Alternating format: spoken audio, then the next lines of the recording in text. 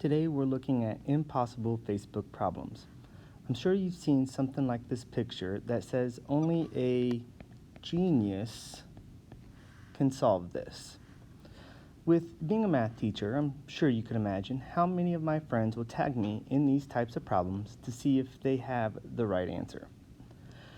But I will say, nothing makes me more proud than seeing previous students explain to everyone why they're wrong. So before we move on, I'd like for you to take a second and hit the pause button and see if you can get the answer to this problem.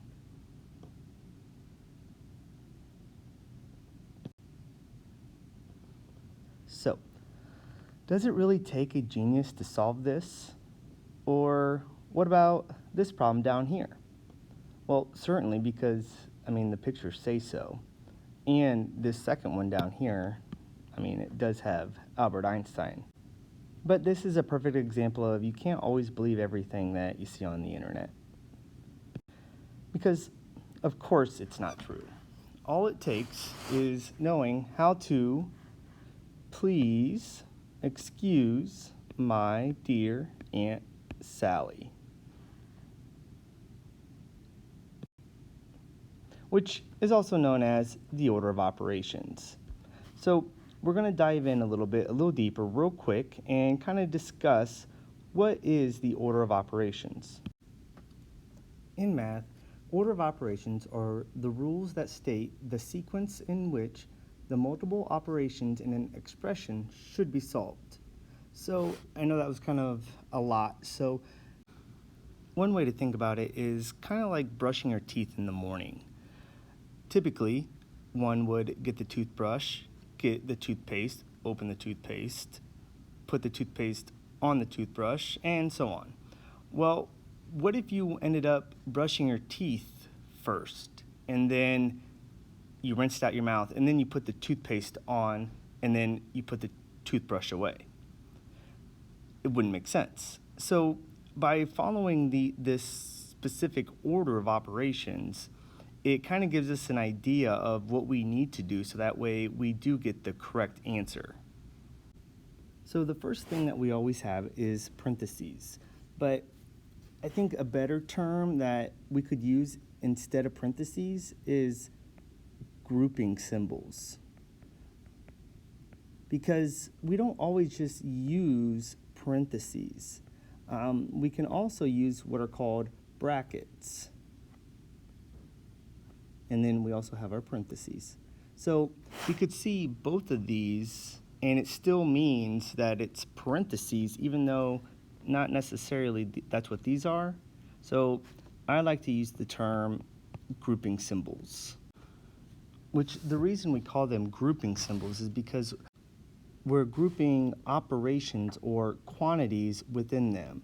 So such as if we had 4 plus 3. We have an operation inside that we would have to do first within the parentheses. The next operation is we're looking to see whether or not there are any exponents. Then we come to multiply and divide. And if you notice, I have a box around multiply and divide because this can be a little bit misleading when we're looking at which order to use, because we don't always multiply before we divide. There are times where we actually will divide before we multiply, even though it says to multiply before dividing. The way that we have to look at it is it's just like reading a sentence. When we read a sentence, we always read it from left to right. So in an expression, if while we're going from left to right, we have division first, then we have to divide those two terms before we multiply. And then last, we come to adding and subtracting. And if you notice, I also have adding and subtracting boxed in because just like with multiplying and dividing, where we had to look at it from left to right, in whichever comes first. We do the same left to right when we add or subtract. All right, that's enough for now. Well, let's talk about what you're going to be doing for today. By the end of this lesson, you will be able to understand and apply the properties of operation to become an official Facebook genius.